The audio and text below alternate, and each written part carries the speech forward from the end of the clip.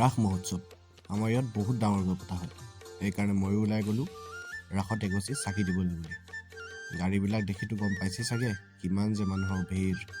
তাৰ মাজত কিন্তু এই ৰঙালাওকেইটা কি কৰিছে মই তাকে ধৰিব নোৱাৰিলোঁ। আমাৰ ইয়াত বহুত দূৰৰ পৰা মানুহ আহে আৰু তেওঁলোকে কয় যে ইয়াত এগছি চাকি দিলে বোলে মনৰ কামনা পূৰ হয়। সেইকাৰণে ময়ো এগছি চাকি কিনি ল'লোঁ আৰু সোমাই গ'লোঁ নামঘৰলৈ বুলি। কিমান সুন্দৰকৈ সজাইছে নামঘৰটো। আচল মজাটো কিন্তু ৰাতিহে পাব। চাকিৰ সংখ্যা দেখি ভয় নাখাব। ইয়াত চাকি এনেদৰে দিয়া হয়। ময়ো বহুত সময় লাইনত লাগি শেষত যেনে তেনে চাকি গছ দিবলৈ পালোঁ। মনৰ কামনাখিনি তেখেতৰ আগত কৈ তেখেতলৈ বুলি এগছি চাকি আগবঢ়াই দিলোঁ।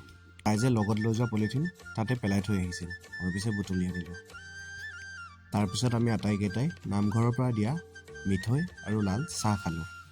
ইয়াত শিৱ বাবাৰ মূৰ্তিৰ লগতে ৰাইজক আকৃষ্ট কৰিবৰ বাবে বিভিন্ন ধৰণে সজোৱা হৈছিল। তাৰ মাজতে যিমানখিনি দেখুওৱা সম্ভৱ মই দেখাবলৈ চেষ্টা কৰিলোঁ। আমাৰ অসমীয়া সংস্কৃতিৰ লগত জড়িত বিভিন্ন আচবাব তেওঁলোকে দেখাবলৈ চেষ্টা কৰিছিল। মুঠতে ফটো উঠি ভাল পোৱা লোকৰ কাৰণে নামঘৰটো বহুত সুন্দৰকৈ সজাই তোলা হৈছিল। শেষত আমি বিচাৰি গ'লোঁ পুৰি চব্জি, কাৰণ আমাৰ লাগি আছিল ভোক। পুৰি চব্জি খাই আমি আহি দিলোঁ ঘৰলৈ বুলি। এতিয়া ৰাতি। ইমান সুন্দৰকৈ সজাইছে, ৰাইজ আকৰ্ষিত নহ'ব বা কিয়? কিন্তু এয়া ৰাসৰ দিনাৰ ৰাতি নহয়, এয়া ৰাসৰ পাছদিনাৰ ভাওনা। সৰু সৰু কণ কণ মইনা মইনীসকলৰ দ্বাৰা পৰিৱেশন কৰা এখন নাট।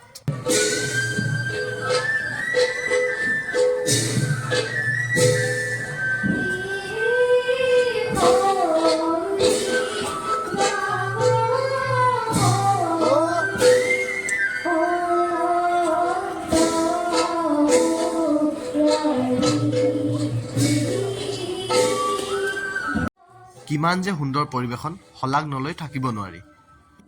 ইয়াৰ পাছত আমি গ'লোঁ বেলেগ এঠাইলৈ বুলি। চাৰিং, ফুলবাণী চিকা এনেদৰে আমাৰ বহুত কেইডোখৰ জেগাত ৰাস পতা হয়। আচলতে ৰাসৰ ৰাতি দেখাব নোৱাৰিলেও সকলোকেইডোখৰ ঠাই আমি গৈ ভাওনাকে দেখাবলৈ চেষ্টা কৰিলোঁ।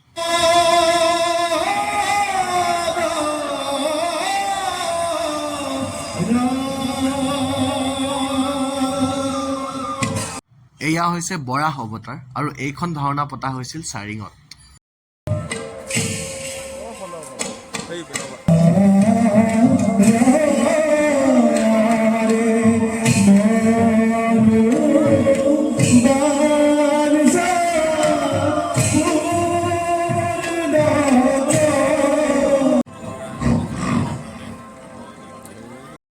সঁচাকৈ ভাওনা এক অপূৰ্ব সৃষ্টি, যাৰ কোনো তুলনা নাই।